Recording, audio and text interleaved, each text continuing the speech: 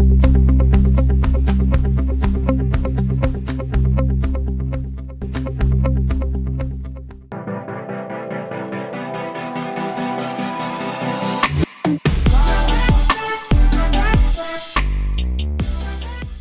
Australia, you are not going to see a pastor, you know, because you meet your pastor at the doctor's place too all the time. But in Nigeria, if you are sick, because there are no doctors that are willing to help you, you go to the pastors. In fact, if you see a doctor, after a few times, the doctor will refer you to see your pastor, because it's the only way you can get healed, right? This is might sound funny and a little bit controversial, but this is the reality of our lives. So I'm just saying to you, Harry, that it is because there's nothing left for us. So what is left is our ethnicity, is our religion, and all those things that keeps the system going. How you understand this is here. Like when a policeman is coming to your house to help you, probably they won't ask you your ethnicity or even your skin color first. Of course they do that in some instances, don't let us forget. But generally, in most of the time, you get help. But in Nigeria today, if you are passing through the airport and you see some of my videos when I record those corrupt officials always demanding for bribe at the airport, they will be speaking in their own languages, you know. They will be having conversation right in front of you so as to bypass your understanding of what kind of trouble they want to get you into. Because that's how Nigeria has been designed over the last few years, to suit the agenda of those who are destroying Nigeria. They are the ones who introduce ethnicity. But what is interesting, and this is based on my experience, when it is time to share money at the top, there's no ethnicity, there's no religion. In fact, there is no country in the world where people are more godless than Nigerian leaders. When they want to do bad things, they forget God. That is why sometimes I make the controversial statement, and I hang on to it, that it looks like Nigerian leaders somehow were able to design their own gods.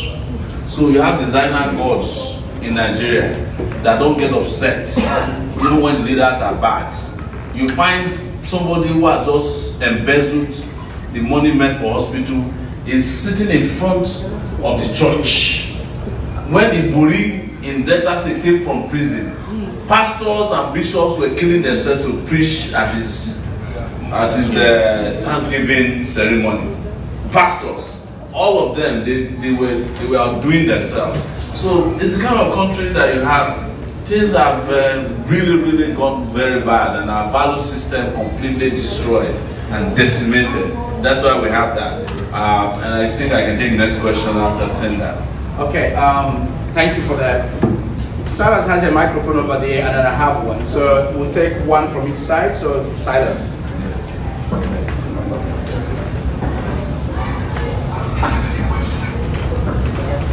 Sorry, I have about 7 hands up from this wow, section. We're going to be here all night.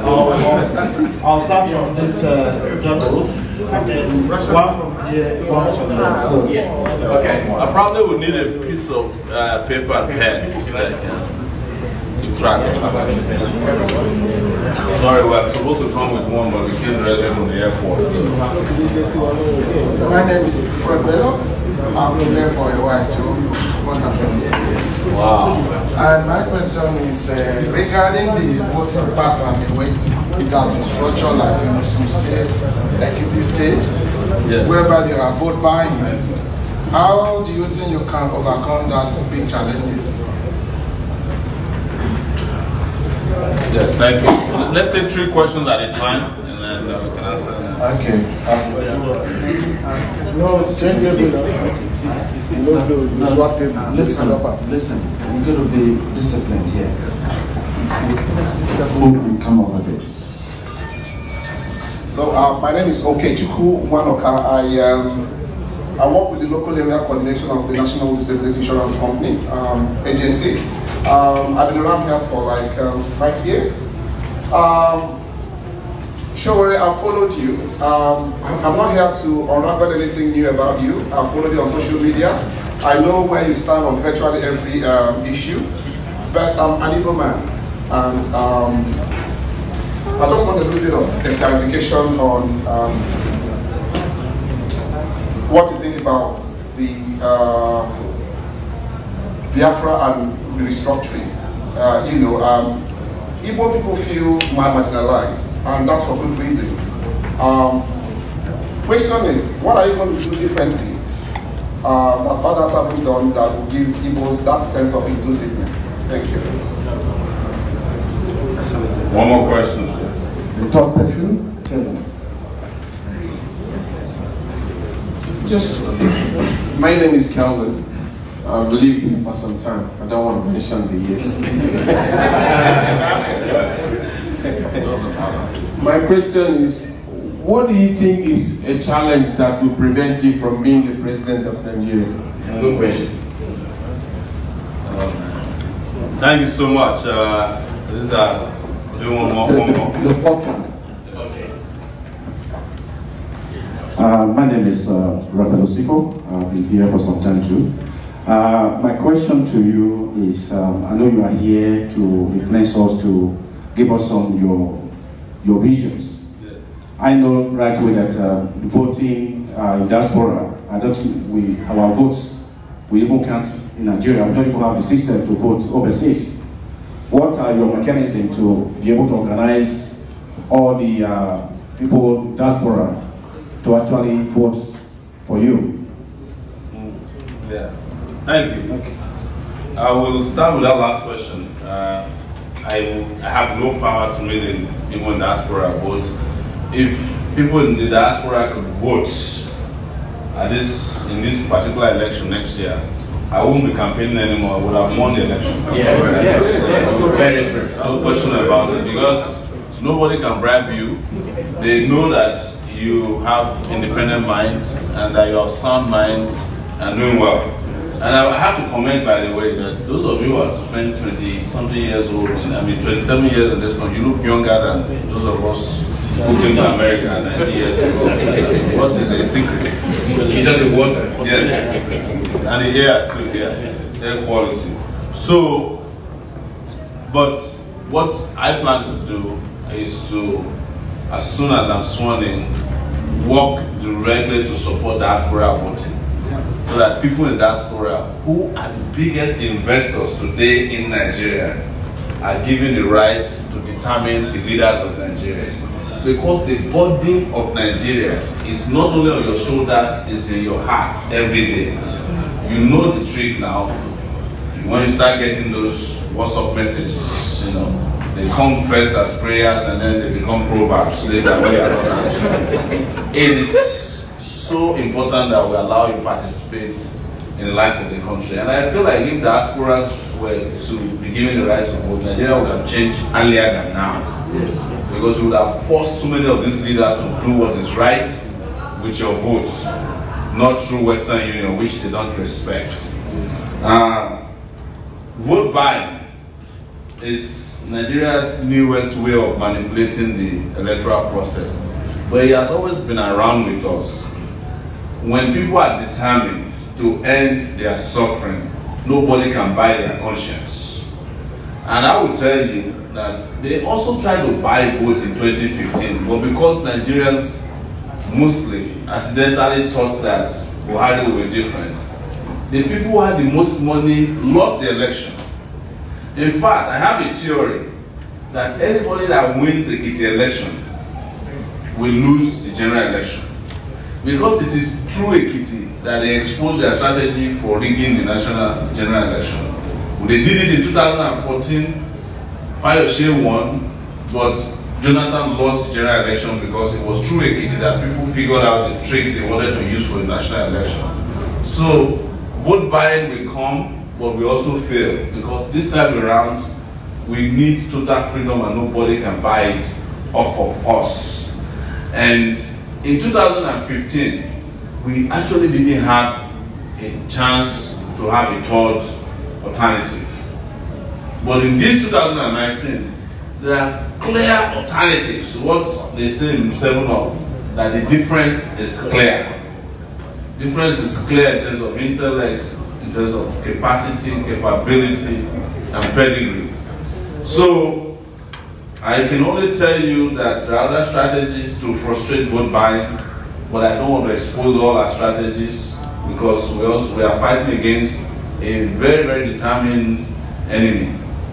That we must be very strategic in exposing all of our strategies to deal with them. And the very contentious issue of Biafra is something that I have addressed several times. You see, I wasn't around when I was born after the war ended. So I never fought during the war. And sometimes you can even excuse my ignorance about the gravity of the war. But what I know is that you cannot kill 3 million people during the war, declare that the war is over, and never do anything to reabsorb the people who you fought against and think that the country will be all right. The cry for Biafra, though, is not a cry for secession as much as a cry for justice in Nigeria. Nigeria has done just to the people of the Southeast, and they are doing it systematically ensuring that there is no infrastructure that will benefit or enhance the life of an Igbo man or their progress. That you do not have airports there. I'm telling you, the lack of a second Niger bridge up until now is deliberate. That's the truth. But our brothers, they are also making the mistake. You cannot be voting for people who fought war against you and expect the war to end. Buhari fought during the war. There were people who were in charge of the war and killing actively in Asaba. Obasanjo fought during the war. You understand? In fact, every other Nigerian leader somehow supported that war because, in my view, the only person who was not in Igbo land who didn't support the war was Wole Soyinka, and they jailed him for having the temerity to oppose the war. Every other person somehow was complicit. That's the truth. And that is why when I started this whole campaign, I made it clear that first Nigeria must sit down and apologize to Biafrans. And then we must bring them into the fold by way of developing the Southeast. And then we must have concrete conversations about what Nigeria should look like. But don't let us be under any illusion that a secession will automatically bring an end to the suffering of the Southeast. The reason is this, and I'm not being naive. Nigeria has trained so many bastards in the center that when you even succeed, they will go back home and destroy the Southeast the way they are destroying Nigeria now. And I can name all their names, but I don't have time for that here. Let's discuss serious things. And if Biafra is succeeding and successful, and is still surrounded by the same dregs of the society called Nigeria, they will overrun Biafra. That's the truth. You know, but think about it also. Some of the injustices done in the Biafran nation are done by Biafrans themselves against their own people. They order the killing of Biafran activists. They do all kinds of things, and I can name them because as a reporter I have reported on every injustice done in Nigeria in the last 12 years. At least I have a history of that with me. So what can we do to bring back our brothers and sisters in Biafra? First is justice. Second is justice. Third is fairness. And then we must visit development. And the last thing I will say is that you people or the Igbo person thinks that is the only person who has seceded from Nigeria. It's a lie. A lot of Nigerians have seceded from Nigeria. They are just waiting to leave. I'm telling you, a lot of Nigerians have mentally left the country. Because in Nigeria today, if you build a house, you are the one who has to provide water for yourself. So every house is like a local government. You have to provide your own security. You have to provide your own school. You have to provide even your own religious place of worship within the compound. You because you constantly need to be praying to survive anywhere in Nigeria. So a lot of Nigerians have seceded from Nigeria. I said it yesterday, someone was laughing at me. I said, if US, Australia, and Europeans allow Nigerians to leave Nigeria, say we'll give you a visa if you want to leave, 70% of Nigerians will leave. I'm just saying, the only people that will remain, are people who probably cannot physically move. Nobody will be left in Nigeria. I'm telling you, 70% of Nigerians will leave in the opportunity to leave. What is that? Is that not secession? Yes. Yes, and I can guarantee you that I will do that. I will bring back a Nigeria where not only should we have a second Niger bridge, we should have a third Niger bridge with a fast-moving train that can take you from Onitsha to Lagos in 2 hours. Then what else do you want? If you can go to Kano and come back and nobody will kill you, you do your business. Isn't that what we are looking for? Essentially, yes. What is Ethiopian airline in Nigeria? Is it not the airline that brings evil businessmen and out of China? So if we can go and buy the best shoes in Aba instead of going to Italy, what do you think the Igbo man will feel? Happy. The same thing applies to all other tribes. Said the last question I want to answer is, what's the challenge that can make you not win this election? I'm going to surprise you. Come on. Yes. The challenge is you. It's not even money. This is an election that is for us to win. In my view, this is the easiest time to defeat the old, ragged, corrupt, useless leaders. So, if we don't defeat them, it's our fault. It might be because we doubted our ability to do it just a little bit and didn't get it. Otherwise, I've never seen at a time that is a better point of unity for the oppressed against the oppressors in Nigeria than this time. Almost everybody is speaking with one voice in Nigeria. Even those who might be articulating, they know that it's business. Because people articulating is because of what they heard happen in Port Harcourt that is making them to hyper-articulate. They want to collect the man's money. But what we are telling them is that the money they are giving back to you is not their money. It is the money they stole from you that they are giving you just piecemeal of it.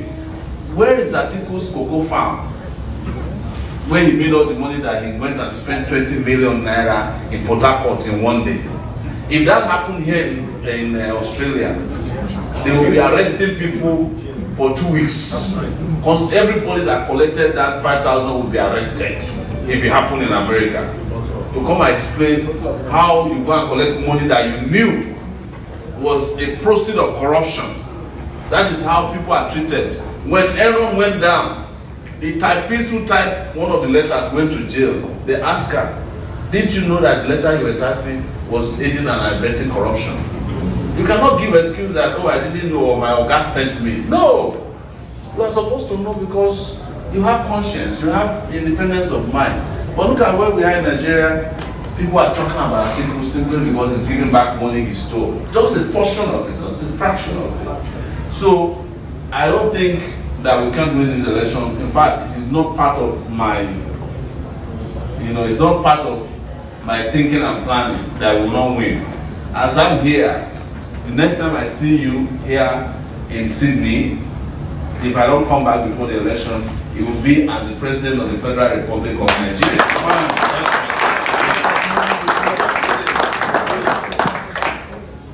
So we can take the next 3 questions or 4 questions. All right. We would thank you very much for that. I hope this is being helpful. Now, the organizers are telling us the food has been on the table for about 2 hours. For food and safety, we want to make sure that we can have that food when it is the right time. But we don't want to as well interrupt what the dynamics that is happening here. So we're just wondering, if you're very hungry, you can quietly go to the back. I think somebody will be up there to serve you. But if you're happy to wait at the end, then we can all do it together. So what's the consensus? Yes? We went to the end. Yes. All right. We have 3 people here from this table. So we do the same thing. So Over to you, loud and Thank you. Mr. Sowore, I want to first of all salute your courage and also your integrity and of course your presence here. My name is Sidi Olujie. I live on the central coast of New South Wales, which actually is the best part of Australia. So when next you ever visit Australia, I will be delighted to have you there. So, and my question, first of all, the greatest deficiency in Nigeria is the loss of compassion among our leaders. And that for a lot of people, they would define compassion as your ability to recognize another human being and treat that person with care and kindness. And of course in Nigeria, you know, most of these leaders are lacking in compassion. And this is the reason why you have the so-called senator or honorable member with 20 cars at home, and they don't really care that the villager in the village doesn't have any transport, so they will never think of providing transport. The same thing applies to electricity. This is the reason why they have 24 hours light in their homes, but they don't realize that the real Nigerians don't have electricity.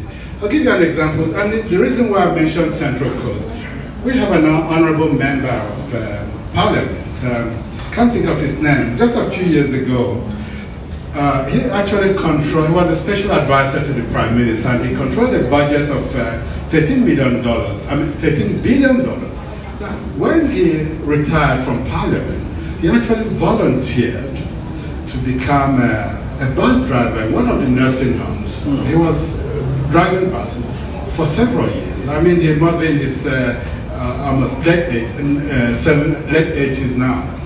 My question is, Mr. Sowore, how, as the future leader or president of Nigeria, how do you gauge your level of compassion? Do you really have that compassion to serve your people?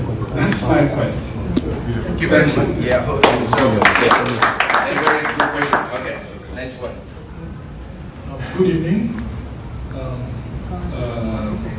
So first of all, let me say I'm a big admirer, and I've also invested in Sahara Reporters. Wow. You know, seeing you, it reminds me of 2009. I was a master's student in postgraduate lab, and I set a goal of inviting 10,000 people to your platform. Wow. So I'm invested in you. Thank you. I have 3 questions that border on your policies, because I've read the AAC manifesto, the AAC policy, and also when you initially wrote the TIB one. And so I want to ask you questions about minimum wage, structure and security. Well, I'll start with structure because structure affects everything. Throughout your manifesto and throughout everything you've been saying, you haven't really talked about the structure of Nigeria, the way Nigeria functions, and the way government functions. And it's instructive that you're actually in Australia. Australia has a structure that Nigeria used to have. Nigeria at the beginning had the same structure that Australia has now. So in the beginning, in 1960, we had a small federal government that was holed up in Marina, and you had big regional autonomous regions. Actually, they were like countries. They generated their own taxes, they spent their money the way they wanted to spend it, and they were very responsive to their constituents. And they would contribute taxes, small taxes, to the federal government. The federal government had the duties of looking after the ports. Nigeria, they use computer. The leaders of Nigeria, they use radio where they turn the knob.